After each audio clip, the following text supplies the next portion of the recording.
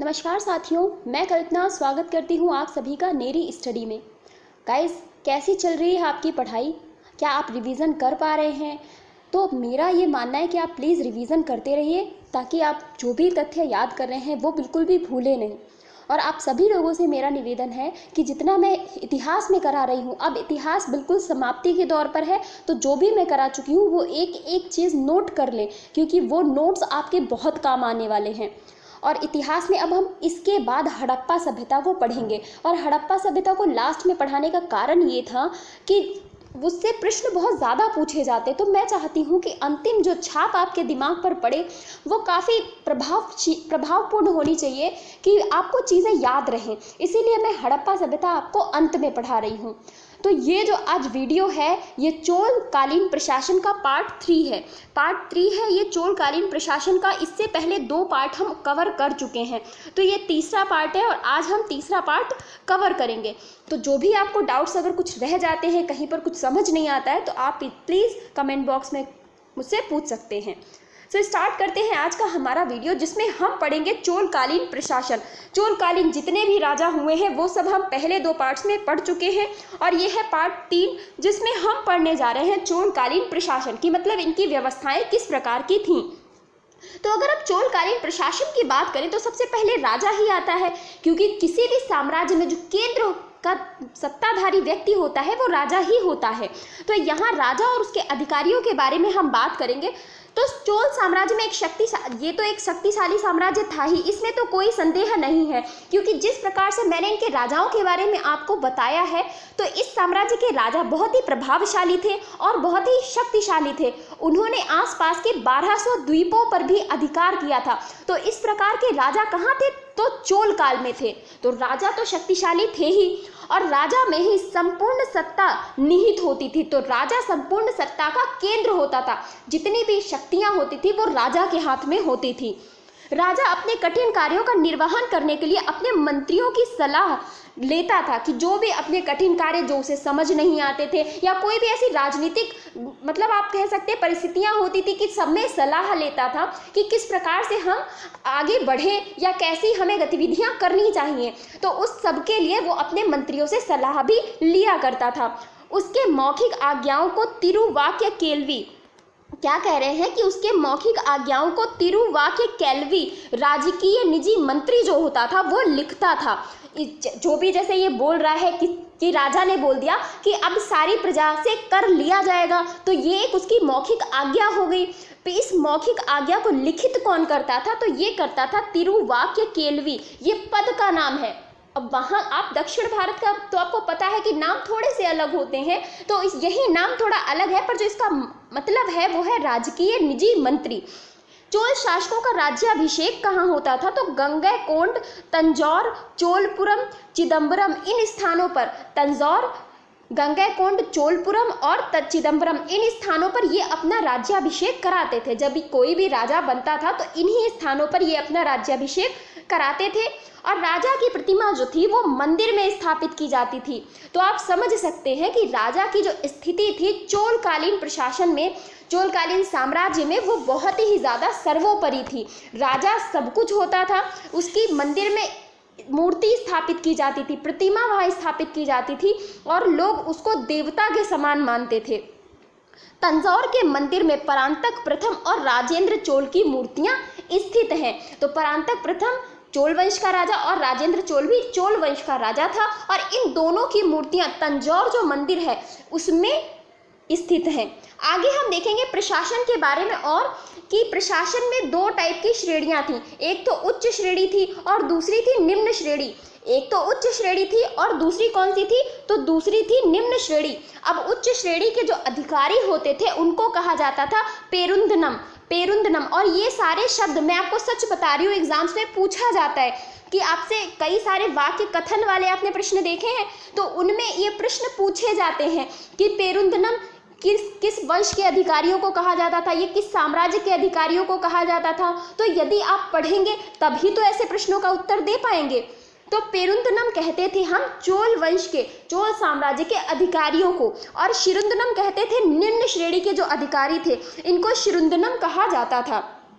आगे अगर हम बात करें प्रशासन की आगे इकाइयों के बारे में कि मतलब साम्राज्य कैसे बटा हुआ था, तो सबसे पहले राज्य होते थे, राज्य या प्रांत आप इन्हें कह सकते हैं, जिसका जो प्रमुख होता था वो राजा होता था। इसके बाद मंडल होते थे, जो राज्य होता था, जो प्रांत होते थे वो मंडलों में बटे होते थे, जिनका जो शासन देखता था वो राजकुमार देखता था। फिर उसके बाद कोट्टम और वलनाडु होते थे, कोट्टम और वलनाडु होते थे। तो ये सारे शब्द चोल साम्राज्य से जुड़े हुए हैं, इन्हें बिल्कुल रट लीजिए कि कोट्टम और वलनाडु किनसे संबंधित है, तो चोल साम्राज्य से संबंधित है। और ये प्रशासन की इकाइयाँ होती थी, ये इनका जो साम्राज्य था इनमें बटा हुआ था, 6 टाइप्स में बटा हुआ था। इसके बाद नाडु होते थे, कोट्टम और वलनाडु के बाद नाडु होते थे, और नाडु के बाद कुर्रम, और कुर्रम के बाद ग्रामम। सबसे छोटी इकाई जो प्रशासन की थी वो थी ग्रामम, और सबसे बड़ी इकाई राज्य या प्रांत होती थी। तो आशा करियो कि समझ आ रहा होगा आपको कि प्रशासन की जो सबसे बड़ी इकाई वो थी राज्य, और सबसे छोटी इकाई ग्रामम होती थी। आगे हम बात करें तो चोल काल में भूभागों पर शासन वहाँ की जनसत्ता सभाएं करती थी। पहली सभा थी संपूर्ण मंडल की जनता की सभा। तो क्या यहाँ पे कहना चाह रहे हैं कि जो चोल काल के भूभाग थे उन पर जो शासन चलता था वो जनसत्ताक सभाएं करती थी, कुछ सभाएं बनी हुई थी। और पहली सभा थी संपूर्ण मंडल की जनता की सभा, जो सारे मंडलों की जनता की सभा, सारे मंडल जो होते थे वहाँ की जनता को मिलाकर एक सभा बनाई जाती थी, वो पहली सभा होती थी। अभिलेखों में क्या कहा गया कि नाडु, जिसको जिला कहा जाता है, नाडु को वर्तमान में हम जिला से संबोधित करते हैं, तो जिला की जनता की नाट्टर नामक सभा थी। तो नाडु के जो लोग थे उनकी नाट्टर नामक सभा थी। और नगरम के व्यापारिक वर्गों की नगरत्तार नामक सभा का उल्लेख किया गया है। तो ये सारे नाम हैं, आपको याद रखने हैं कि जो नगरम के व्यापारिक वर्ग थे उनकी जो एक सभा हुआ करती थी उसको क्या बोलते थे, नगरत्तार कहा जाता था। आगे देखेंगे तो आगे है श्रेणी और पूग नामक संगठन भी चोल साम्राज्य से संबंधित है। श्रेणी और पूग नाम के संगठन, गांव की सभाएं उर कहलाती थी। गांव की जो सभाएं थी, गांव में भी सभाएं बनी हुई थी और वो उर कहलाती थी। आगे हम देखेंगे स्थानीय स्वशासन कैसा था। तो स्थानीय स्वशासन हमें पता चलता है उत्तर मेरु अभिलेख से। उत्तर मेरु अभिलेख इनसे संबंधित है, चोल साम्राज्य से, और जिसमें ये लिखा गया है कि यहाँ पर स्थानीय स्वशासन था, और जिसमें उरैयुर एक जो संस्था थी, ये साधारण पुरुषों की संस्था या सभा थी। यहाँ पर जो सामान्य मनुष्य थे उनकी ये संस्था थी। इसके अलावा सभा ये वरिष्ठ ब्राह्मणों की संस्था थी। जो वरिष्ठ ब्राह्मण मतलब एक वरिष्ठ नागरिक नहीं होता है, तो वरिष्ठ ब्राह्मणों की ये संस्था थी। और तीसरी थी नगरम, ये तो मैंने पहले ही बताया ना, व्यापारियों की संस्था थी, जिसे क्या कहा जाता था, नगरत्तार। इसका नाम था नगरत्तार इसका नाम था, जो नगरम की व्यापारियों की संस्था थी। आगे देखेंगे कि सभा की समितियों को वारियम कहा जाता है। ये प्रश्न बहुत बार पूछा गया है कि वारियम किसे कहा जाता है, तो सभा की जो समितियां होती थी उनको वारियम कहा जाता था। सार्वजनिक भूमि पर महासभा का स्वामित्व होता था, एक महासभा होती थी। तो जितनी भी सार्वजनिक भूमि होती थी गांव में, जिला में या कहीं पर भी, उस पर महासभा का अधिकार होता था। और गांव के हित के लिए महासभा कर वसूलती थी। अब भाई जब कर वसूलेगी तो वही तो काम आएगा ना आगे चल करके। तो गांव के हित के लिए महासभा जो थी वो कर वसूलती थी, और उस कर को फिर साम्राज्य के जो राजस्व था उसमें जमा करा दिया जाता था। ग्राम सभाएं मंदिरों के निर्माण, आय व्यय का उचित प्रबंधन करती थी। जो भी ग्राम सभाएं थी वो मंदिरों के निर्माण के लिए, उनके जीर्णोद्धार के लिए, इन सारे कार्यों के लिए भी आय व्यय का उचित प्रबंधन करती थी। भूमि कर के अतिरिक्त यहाँ कौन कौन से कर थे, यहाँ विवाह कर था, व्यापार कर था, और चुंगी कर भी लिया जाता था। तो आप देखेंगे कि 4 कर जो थे वो चोल साम्राज्य में प्रचलित थे। पहला तो भूमि कर, दूसरा विवाह कर, तीसरा व्यापार कर, और चौथा कौन सा था, चुंगी कर। आगे देखेंगे जो भूमि कर था वो 1/3 था, वो उपज का 1/3 भाग जो था वो भूमि कर लगाया जाता था, और सबसे ज़्यादा प्रचलित भूमि कर ही था। उपज के अनुसार भूमि की 12 कोटियाँ थीं। उपज के अनुसार भूमि की 12 कोटियाँ हुआ करती थी, कहाँ, चोल साम्राज्य में। आगे हम देखेंगे सिक्कों की बात करें तो यहाँ पर सोने के सिक्के प्रचलित थे, सोने के सिक्के चोल साम्राज्य में प्रचलित थे जिनको काशु कहा जाता था। इनको काशु कहा जाता था। तो आपसे प्रश्न पूछा जा सकता है कि काशु किस साम्राज्य के सिक्के थे, तो चोल साम्राज्य के, या फिर काशु किस धातु के सिक्के थे, तो ये स्वर्ण धातु के सोने के सिक्के थे। सिंचाई के लिए बांधों का निर्माण व नहरों का निर्माण दक्षिण भारत में करने का जो श्रेय किसे जाता है, चोल साम्राज्य के राजाओं को जाता है, कि चोल साम्राज्य के राजाओं ने ही सबसे पहले दक्षिण भारत में नहरों का निर्माण करवाया और इन्होंने गांव में सिंचाई के लिए बांधों का निर्माण भी कराया था। वेली एक शब्द आया, वेली का अर्थ है भूमि माप की इकाई। जो भूमि माप की इकाई थी उसे वेली कहते थे। चोल सेना में जल सेना थी और स्थल सेना थी। देखिए, चोल साम्राज्य ही वो साम्राज्य है जिसके पास अपनी जल सेना थी, मतलब नेवी थी इनके पास बड़े बड़े जहाज हुआ करते थे और इन जहाज़ों से ही इन्होंने आसपास के 1200 द्वीपों पर, आसपास के लगभग 1200 द्वीपों पर अधिकार किया हुआ था। ये चोल साम्राज्य के ही राजा थे। और स्थल सेना में कौन कौन था, तो पैदल थे, अश्वारोही थे और गजारोही थे। पैदल होते थे, जो पैदल चलते थे, और अश्वारोही घोड़े पर बैठने वाले, और गजारोही हाथी पर बैठने वाले। तो ये इनकी सेना थी। आगे हम देखेंगे सामाजिक स्थिति के बारे में कि चोल साम्राज्य में सामाजिक स्थिति कैसी थी। तो यहाँ पर वर्णाश्रम व्यवस्था का प्रचलन था। वर्णाश्रम व्यवस्था वही ब्राह्मण क्षत्रिय वाली, तो पर फिर भी यहाँ पर ब्राह्मण तो थे, क्षत्रिय और वैश्य इन दोनों का कहीं भी उल्लेख नहीं किया गया है। तो ब्राह्मण थे और उसके बाद शूद्र थे। तो एक वर्ग था जो उच्च वर्ग था, जो ब्राह्मण था, और दूसरा था निम्न वर्ण जिसको शूद्र माना गया। और शूद्र कृषक को वेल्लाल कहा जाता था।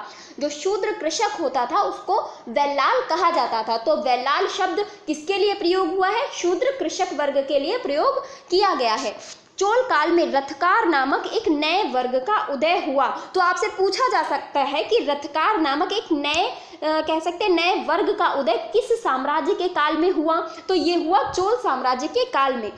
यहाँ पर रथकार का मतलब क्या होता था, ये कौन सा वर्ग था, कैसे ये बना, तो ये बना जब उच्च वर्ग के पुरुष और निम्न वर्ग की महिला विवाह करते थे और उसके बाद उनकी जो संतान, उनका जो पुत्र उत्पन्न होता था, उसको, वो जो वर्ग होता था उसको रथकार की श्रेणी में रखा गया था। तो वो रथकार कहलाता था। चोल वंश में क्षत्रिय या वैश्य वर्ग बिल्कुल नहीं था। इस वर्ग का कहीं भी प्रयोग नहीं किया गया है। ब्राह्मण थे और उसके बाद शूद्र थे। तो एक तो थे जिनसे सब मिल सकते थे, और एक थे जिनको छूना भी अलाउड नहीं था। दास प्रथा भी यहाँ पर प्रचलित थी। वैदिक कर्मकांड का प्रचलन था। वैदिक कर्मकांड वही कर्मकांड की जीवन है, जीवन से मोक्ष की प्राप्ति पानी है तो हमें ये करना होगा, हमें बहुत सारी चीज़ें कि अगर तुम्हें मोक्ष की प्राप्ति करनी है तो ऐसा मत करो, वैसा मत करो। तो ये सारी चीज़ें कर्मकांड के अंतर्गत आती हैं। तो वैदिक कर्मकांड फैला हुआ था। राजाधिराज के लेखों में अश्वमेध यज्ञ का वर्णन भी किया गया है। जो राजाधिराज हुए हैं, राजा चोल वंश के राजा थे राजाधिराज, इनके जो अभिलेख थे उनमें अश्वमेध यज्ञ का वर्णन किया गया है। तो इससे पता चलता है ये लोग जो ब्राह्मण धर्म के थे और ब्राह्मण धर्म को स्वीकार करते थे। शैव मतानुयायी थे और कुछ वैष्णव मतानुयायी भी थे। अब हम बात करेंगे चोलकालीन कला और संस्कृति के बारे में, क्योंकि इनकी कला और संस्कृति, इनके साम्राज्यकालीन मंदिर बहुत ही ज़्यादा प्रचलित रहे हैं। तो ये भी देख लेते हैं कि चोल काल में मंदिर की जो शैली थी वो द्रविड़ शैली थी। तो मैं आपको बता देना चाहती हूँ कि दक्षिण भारत की जो मंदिर की शैली है वो द्रविड़ शैली है। कौन सी शैली है? द्रविड़ शैली है। तो ये चीज़ आप याद रखेंगे, भूलेंगे नहीं। उत्तर भारत में नागर शैली है और जो मध्यम बीच का जो भाग है तो द्रविड़ और नागर से मिलकर एक नई श्रेणी बनी जिसको बेसर शैली या बासर शैली भी बोला जाता है। तो ये मैं अलग से एक्सप्लेन करूँगी तो आपको सारे मंदिर रट जाएंगे कि कौन सा किस शैली का मंदिर है। तो ये जो शैली थी, यहाँ जो मंदिरों में जिस शैली का प्रयोग हुआ वो थी द्रविड़ शैली। और इन मंदिरों की जो सबसे बड़ी विशेषता थी वो थी इनका विमान और प्रांगण। प्रांगण एक तरीके से कह सकते हैं बरामदा, बरामदे को प्रांगण कहा जाता है। तो वो प्रांगण और यहाँ का विमान बनाने का जो इनका तरीका था वो एकदम अलग ही था। बहुत ही सुंदर प्रांगण जो चोलकालीन मंदिर है उनके बने हुए हैं। द्रविड़ शैली में निर्मित मंदिरों के शिखर स्तंभ छोटे हैं, परंतु गोपुरम शब्द बहुत बार पूछा गया है कि किसके लिए प्रयोग होता है। तो गोपुरम शब्द प्रयोग होता है मंदिर के द्वार के लिए, जो उसका दरवाज़ा होता है जहाँ से हम प्रवेश करते हैं। तो वो गोपुरम पर बहुत ही अद्भुत अलंकरण किया गया, मतलब बहुत ही ज़्यादा सुंदर तरह से उस गोपुरम को, उस द्वार को सजाया गया है, परंतु जो स्तंभ, शिखर स्तंभ हैं वो छोटे बने हुए हैं। आगे हम बात करेंगे तो तंजौर का जो बृहदीश्वर मंदिर है इसके बारे में बात करेंगे। ये राजाराज प्रथम के काल में द्रविड़ शैली का सर्वश्रेष्ठ उदाहरण है। द्रविड़ शैली का जो भी दक्षिण भारत के मंदिर हैं उनमें सबसे सुंदर अगर मंदिर माना जाता है तो ये तंजौर का मंदिर माना जाता है, जिसको बृहदीश्वर मंदिर के नाम से जाना जाता है। इस काल में मूर्तियों और मंदिर जो थे वो पत्थरों से निर्मित थे, परंतु कांसे की मूर्तियों का अधिक निर्माण हुआ। तो कांसे की जो मूर्तियां थी, कांसे का प्रयोग किया गया और उनकी मूर्तियां बहुत ही ज़्यादा प्रचलित थी चोल काल में। आगे अगर हम बात करें तो यहाँ पर नटराज शिव की मूर्ति, मोस्ट इम्पॉर्टेंट आप इसे रखिए कि नटराज शिव की जो मूर्ति थी वो भी कांसे से बनी हुई थी, कांसे से बनी हुई थी। नाम्बी अंडार नाम्बी जो राजेंद्र प्रथम के समकालीन थे, इनके द्वारा निर्मित इस काल की प्रसिद्ध मूर्ति मानी जाती है। तो अगर आपसे प्रश्न पूछा जाए कि नटराज की मूर्ति किस काल में बनी या किसके शासन काल में बनी, तो ये काल कौन सा था? काल था चोल काल चल रहा था भाई, चोल साम्राज्य चल रहा था ना, तो चोल काल था। और शासन किसका चल रहा था? राजेंद्र प्रथम का चल रहा था। बनवाई किसने थी? नाम्बी अंडार नाम्बी ने। ये शैव मतानुयायी थे, इनके द्वारा ये शिव भगवान की नटराज की मूर्ति बनवाई गई थी। आगे अगर हम बात करें तो चोल शासक शैव मतानुयायी थे, परंतु वैष्णव धर्म का भी प्रचार और प्रसार इनके शासनकाल में किया गया था। रामानुज ये वैष्णव धर्म से ही संबंधित थे, तो किसी राजा के शासनकाल में ये वहाँ से चले गए थे, परंतु एक दूसरा जब राजा आया तो वो भी वैष्णव धर्म का अनुयायी था, तो उनके शासनकाल में इनको वहाँ संरक्षण प्राप्त हुआ। तो रामानुज ने ब्रह्म सूत्र पर भाष्य लिखा जिसका नाम है श्री भाष्य। तो आपसे पूछा जाए श्री भाष्य के रचनाकार कौन है, तो रामानुज है। और किस पर लिखी गई है, तो ये ब्रह्म सूत्र की भाष्य है। इस काल में तमिल भाषा और साहित्य का खूब विकास हुआ, चारों तरफ तमिल भाषा का प्रचलन था, तो तमिल भाषा का विकास तो होना ही था। इस काल में मंदिरों के राजा के साथ उनकी पत्नी की मूर्तियां भी हमें देखने को मिलती हैं कि राजा की प्रतिमा तो लगाई ही गई, साथ साथ में उनकी पत्नी की भी प्रतिमा मंदिर में स्थापित कराई गई। तो राजा और रानी दोनों को देवता समझा गया और उनकी लोग पूजा करते थे, मंदिरों में उन्हें स्थापित कराया गया, उनकी मूर्तियां स्थापित कराई गई थी। आगे अगर हम बात करें तो कुछ महत्वपूर्ण शब्दावली मैं आपके लिए लेकर के आई हूँ जो इस साम्राज्य से संबंधित हैं और ये पूछी जाती है एग्जाम्स में, अलग से सिंगल वन लाइनर में आपसे पूछी जा सकती हैं। तो शेख केरई किसे कहा जाता था? जो कोल्हुओं पर लगने वाला कर होता है, कोल्हू जहाँ पर तेल निकाला जाता है ना, उनको कोल्हू बोलते हैं। सरसों से तेल निकाला जाता है, तो इस तरह की जो जगह होती है उसको कोल्हू बोला जाता है। तो कोल्हुओं पर लगने वाला जो कर होता था उसको शेख केरई बोला जाता था। इसके बाद सेट्टी रई बोला जाता था व्यापारिक कर को, जो व्यापारिक कर होता था उसको कहा जाता था सेट्टी रई कर। और इसके बाद आता है तत्तार पाट्टम सुनारों पर लगने वाला कर। सुनार तो आपको पता ही है, जो ज्वेलर होता है, तो तत्तार पाट्टम सुनारों पर लगने वाला कर। उपायम होता है नमक पर लगने वाला कर, मोस्ट इंपॉर्टेंट कि नमक पर भी कर लगता था और उपायम बोला जाता था नमक कर को।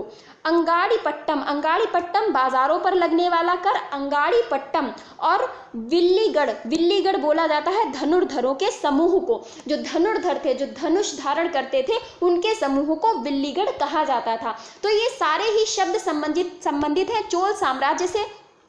शब्द थोड़े अलग हैं क्योंकि वहाँ की भाषा तमिल थी और तमिल भाषा में आप तमिल भाषा नहीं समझ पाएंगे यदि आप नहीं सीखे हुए हैं। तो आप यदि कभी दक्षिण भारत की ओर जाएंगे तो वहाँ के लोग जो तमिल भाषा बोलते हैं तो उसे समझना हमारे लिए थोड़ा कठिन है। तो जाहिर सी बात है वहाँ के शब्द और उनका मतलब थोड़ा अलग होता है। तो जब तमिल भाषा का प्रयोग उस समय भी हो रहा था तो जाहिर सी बात है वो अपनी भाषा में अपने शब्दों को रखते थे।